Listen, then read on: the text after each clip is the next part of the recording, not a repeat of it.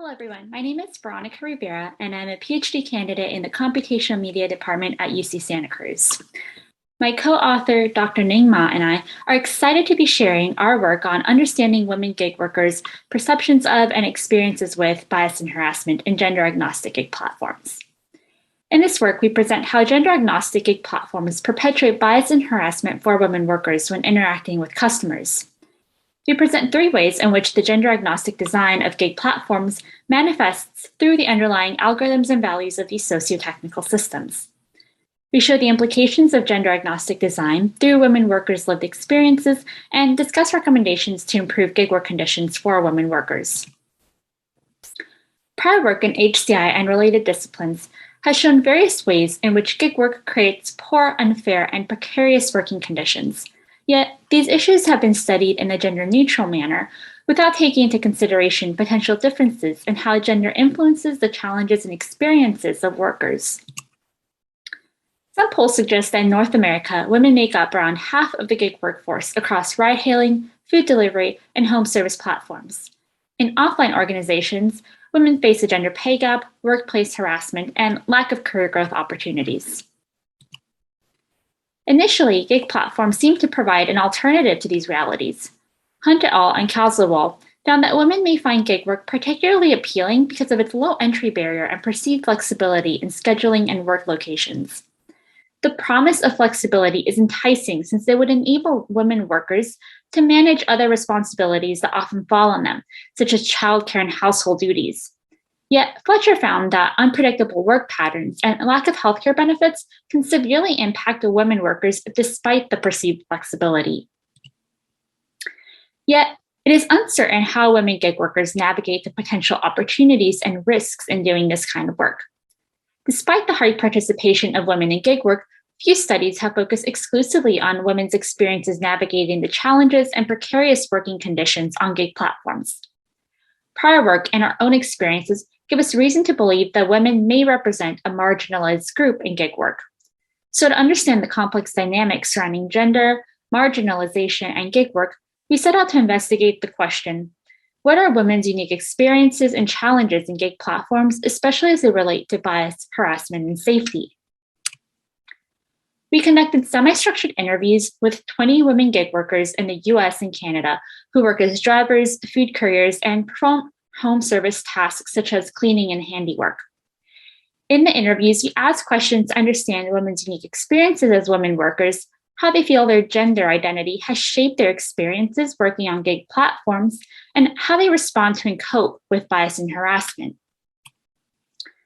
Critical gender and organizational management literature has warned about treating workplaces as genderless because it contributes to equating male-dominant culture and practices as the workplace standards.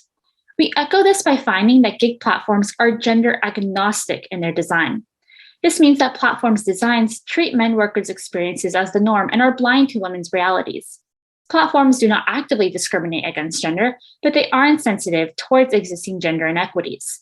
This leads to increased marginalization and disproportionate risk for women workers.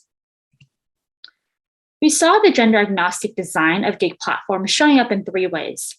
First, the lack of gender-specific designs and policy.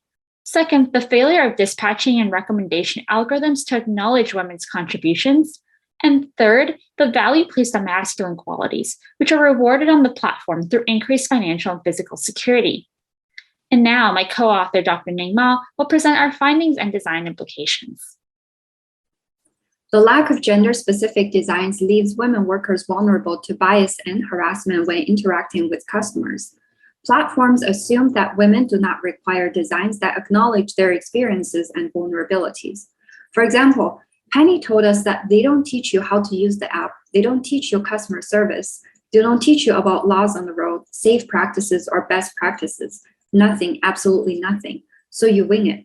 Penny has more than 5 years of experience driving Uber. She did not mean that platform need to provide more training for her to do a better job as a driver.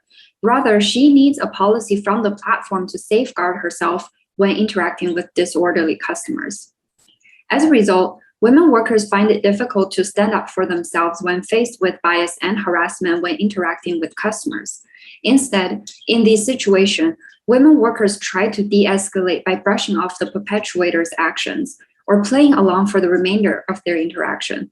These reactions are further compromised by rating-based assignment mechanisms. As Jennifer, a driver, described, in certain situations, it's just not worth standing up for yourself, because if you do and they give you a bad rating, it's not like Uber reaches out to you to get clarification on the issue. We also found that gig platforms' dispatching and recommendation algorithms do not acknowledge women workers' unique value for customers and other workers.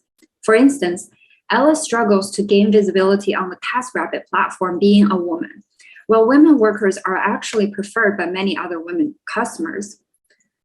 I asked them if they could have an option that will allow people to search for women. In this case, Ella needed the platform to help her to capitalize on her position in the marketplace, but so far, they have not responded to her requests. Social norms and standards about gender permeate the gig ecosystem. We found gender-agnostic platforms reward masculine qualities through increased financial and physical security. Experience in male-dominant environments seem to be an unspoken requirement for women to feel confident in gig platforms. For instance, Constance shared her experience playing rugby in college has helped her feel safer when working near customers who are men. If I didn't have the background that I have, if I were a smaller woman, it would have been very uncomfortable to have a man 6 inches away from me the entire time while I was working.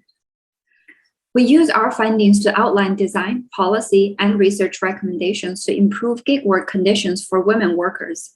Designs of gig platforms should broaden the metrics used to evaluate success and what is considered as work in gig platforms' dispatching and recommendation algorithms. Policies are needed in designating safe spaces for women gig workers in public. And future research should include and pay special attention to women in the process of designing tools to support workers. Our work adds to the literature by suggesting gig platforms are gender agnostic by being insensitive to women's experiences, therefore contributing to bias and harassment, dismissing their contributions and rewarding masculine qualities. We encourage you to read our paper and look forward to your questions and discussion at the conference. Thank you.